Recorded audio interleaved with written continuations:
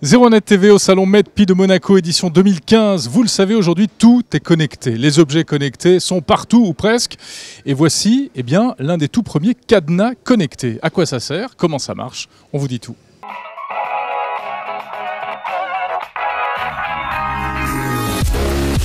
Alors un cadenas connecté, vous vous demandez à quoi ça sert? La première application, c'est que vous n'avez plus besoin de clés. Vous savez, les petites clés qu'on perd parfois.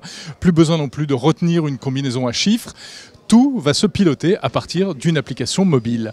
Anne-Emmanuelle Garot, en fait, cette application permet notamment, bien sûr, de déverrouiller le cadenas. Bien sûr, elle permet de déverrouiller le cadenas, mais également de partager avec la personne de votre choix ou les personnes de votre choix l'accès à votre cadenas. C'est-à-dire que vous êtes assis à votre bureau, la personne de votre choix est devant la porte de votre cave, vous lui donnez un accès à distance, elle déverrouille le cadenas et elle a accès à votre perceuse ou à votre bonne bouteille de vin si c'était le but de la journée. Si je perds mon smartphone, que se passe-t-il ?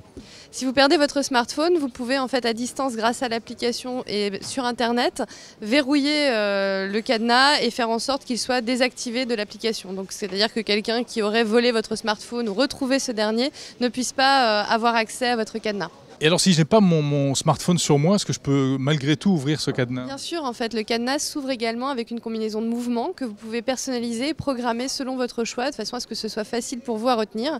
Ça marche également si votre smartphone n'a plus de batterie. Justement, si le cadenas, lui, n'a plus de batterie? Alors si le cadenas n'a plus de batterie, d'abord il vous prévient en amont du fait qu'il n'a presque plus de batterie. Il clignote en jaune pour vous dire attention, il faut me changer ma pile.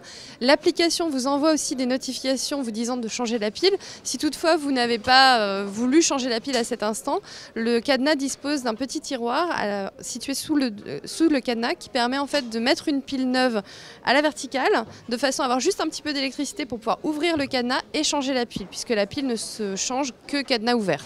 Ce sont des cadenas qui vont donc coûter, a priori devraient coûter quand même plus cher qu'un cadenas traditionnel. On parle de 60 à 80 euros pour le petit modèle et aux alentours d'une centaine d'euros minimum pour le grand modèle. Qu'est-ce qui pourrait justifier cette différence de prix ? Alors tout d'abord, ceux qui sont férus de technologie, je pense que ce sont les premiers qui voudront tester les choses un petit peu modernes, mais toute personne qui souhaite partager facilement son accès, qui en a marre d'oublier sa combinaison, qui en a marre de chercher sa clé cachée au fond de son sac à main, ou qui sont plusieurs personnes à vouloir partager ce cadenas. C'est-à-dire que si vous êtes dans une copropriété, le local à vélo, c'est pas très pratique d'avoir une combinaison. Si vous avez un cadenas à combinaison, il faut donner la combinaison à tout le monde.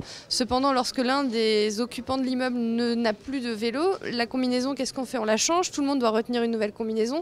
Pareil pour la clé. Là, si l'un des occupants de l'immeuble, ou quitte l'immeuble tout simplement, vous lui supprimez son accès tout simplement. Local à poussette, les enfants sont devenus grands, il n'y a plus de poussette pour la famille Michu, on supprime l'accès. Ça devrait sortir donc à l'automne prochain, vers le mois d'octobre, ce cadenas connecté qui est l'un des tout premiers sur le marché français.